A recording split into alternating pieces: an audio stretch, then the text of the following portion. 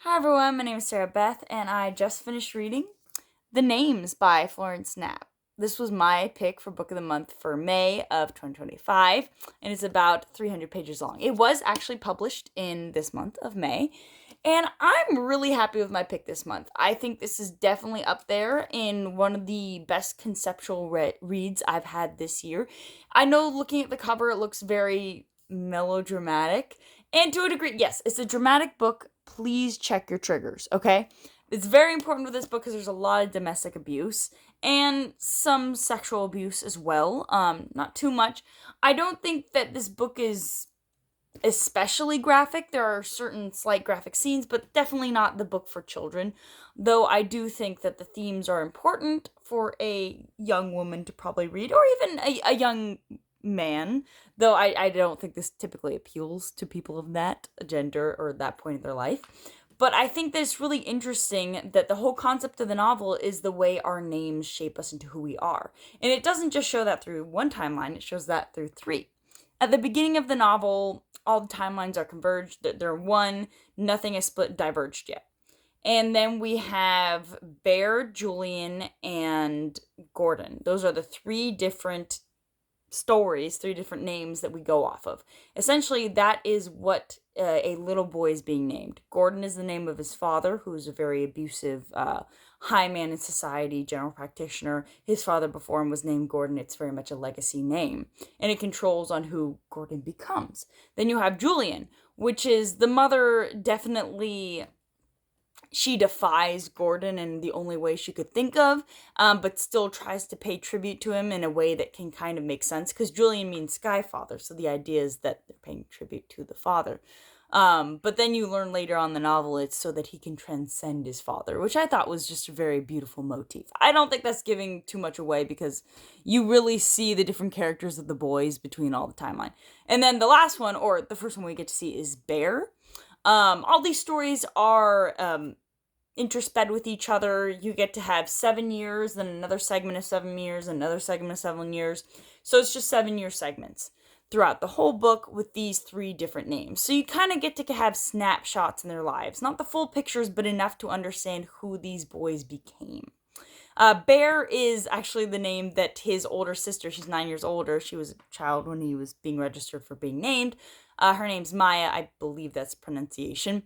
She basically says, I like the name Bear. It sounds cuddly and strong. And the mom just takes that. And that's the most unhinged timeline, or maybe the healthiest timeline to a degree. Though I think all timelines have their dips and falls. I think that Bear is probably the happiest timeline, is because it was the true rebellion against this man who's abusive to his wife. I'm not going to give any spoilers, but they do in fact get out from under his thumb in this timeline. And actually, in all timelines, they technically do, but the one that takes the longest is Gordon, because there's the least amount of rebellion in that name. And people, I don't want to say they suffer the most, because near the end there is a huge loss in one of the timelines, and I won't say which, but it surprised me. I did not expect that kind of death to occur. So, that being said, I think the characters are written really well. I love the fact that of the three boys, you actually learn to hate Gordon. It's interesting because you find in the same exact character, in the same exact family, though everyone's affected differently based on what he is named and the world that comes along with that name, you find that, hey, I really hate Gordon. He's essentially a reflection of who his father is. He's a tool that his father used to torture other people.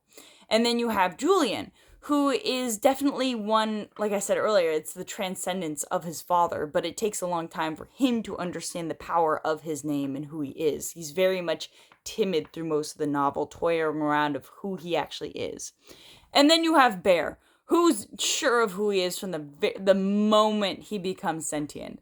He is very much the free-loving boy who is the best he can be.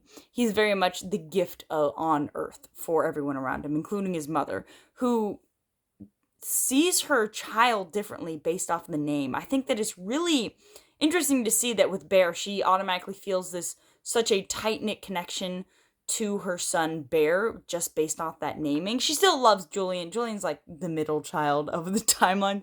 And then Gordon, she literally starts to almost form neglect from the child because she doesn't feel close to it. She talks about how she's feeding it and she doesn't want the child to be there. She doesn't want to be nursing her child. She wants to get formula.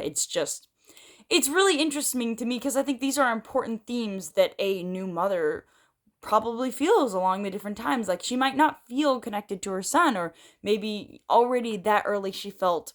I don't think you can ever say a baby that early is going to turn against her mother, but she might have felt that her son will turn against her because of the name.